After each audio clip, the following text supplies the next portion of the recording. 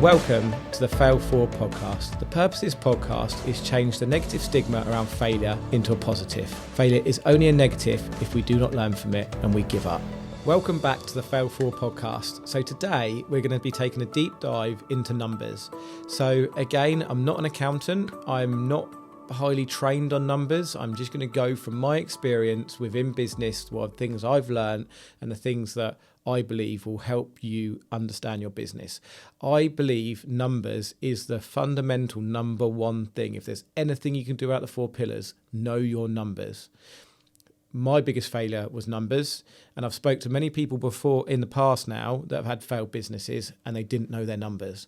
So I read a really good book called Switch by Dan and Chip Heath.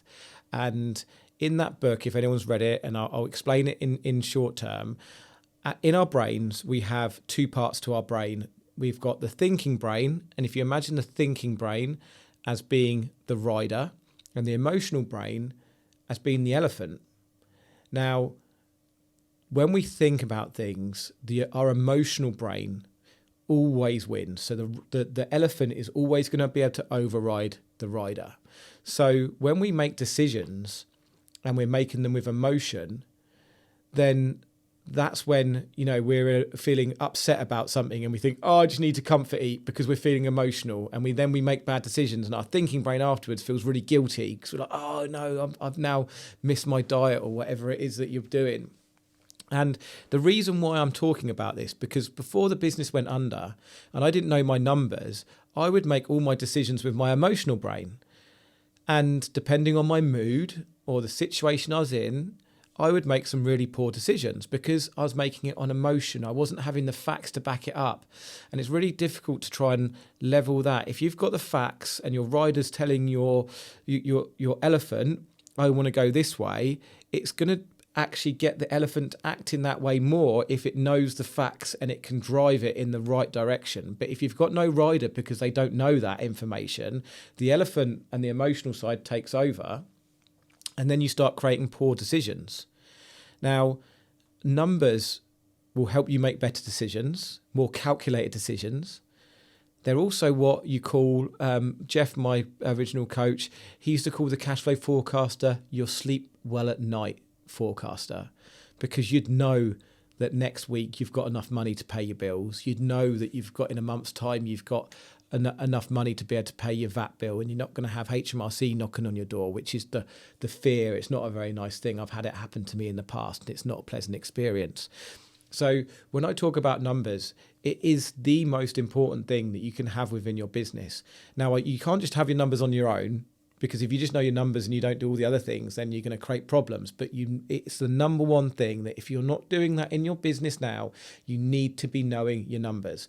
It is going to be the thing that is going to help you create profit, create traction, create security, create your better night's sleep.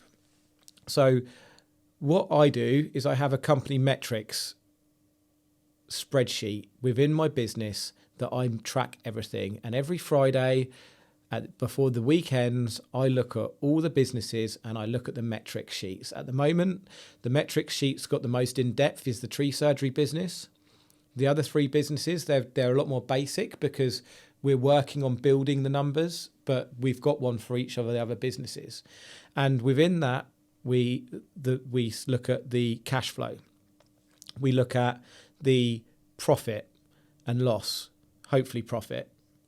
We look at the marketing numbers. So we look at the productivity of our teams within the tree surgery business. So if we were quoted to do a certain amount of work in a week, whether that's above that or less that, because when we do that, we can, with the productivity, if you're doing a service and you know productivity, you can start asking questions. If we haven't complete as much work that week, then we can ask, is it a staff issue?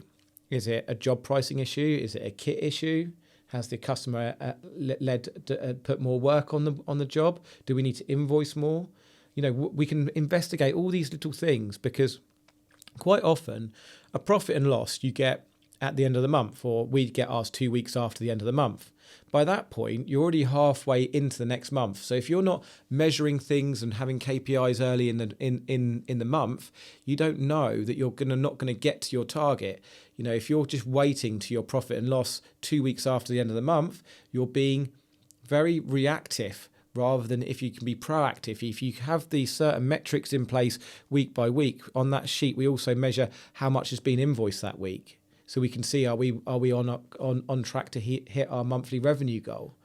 With the marketing numbers, we look at the quote conversion, how many quotes we've done, what was the source of those quotes. Our business development guy, we look at how many calls has he made, how many good conversations, how many quotes has he brought in, how many PQQs have we done. Then we look at how many audits have been done, how many quality audits have been done, how many site health and safety audits have been done, so we can be tracking that. We do a staff survey, and that's an anonymous staff survey, so we can track the morale of the company, so we see that every quarter. We do the same with client reviews, so we can see where our client reviews are. Are we still serving our customers in the right way? And then we look a month by month and year by year, so we're always tracking to see where we were last month, where we were this time last year, so we can always see where we're going.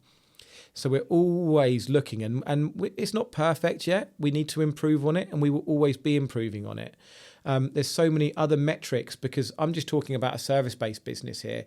There might be, if you sell products, how many products you've sold, how many, where are they selling on Amazon? Are they selling on Etsy? Where's the best place they're selling?